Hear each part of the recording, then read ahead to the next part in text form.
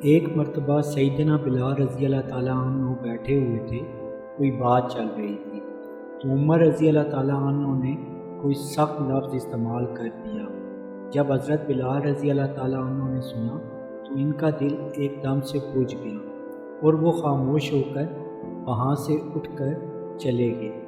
جیسے ہی اٹھ کر گئے، عمر رضی اللہ تعالیٰ عنہ نے محسوس کر لیا کہ انہیں میری اس بات پر صدمہ پہنچا ہے۔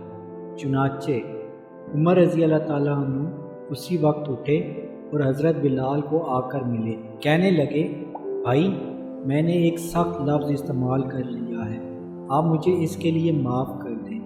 بلال رضی اللہ تعالیٰ عنہ نے کہا، جی جی، مگر عمر رضی اللہ تعالیٰ عنہ کو تسلی نہیں ہو رہی تھی، اس لیے کہ وہ ذرا خاموش تھے۔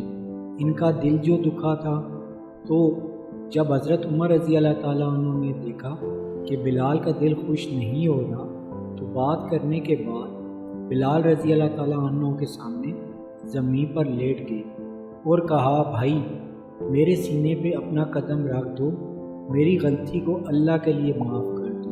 بلال رضی اللہ تعالیٰ عنہ کی آنکھوں میں آنسو آ گئے۔ بلال رضی اللہ تعالیٰ عنہ نے کہا، امیر المومنین، میں ایسی حرکت کیسے کر سکتا ہوں؟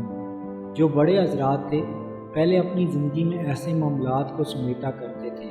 آج کے دور میں انسان اپنی غلطی کی معافی مانگنا توہین سمجھتا ہے۔ آپ ایک مرتبہ کسی انسان سے سچے دل سے معافی مانگ کر تو دیکھیں۔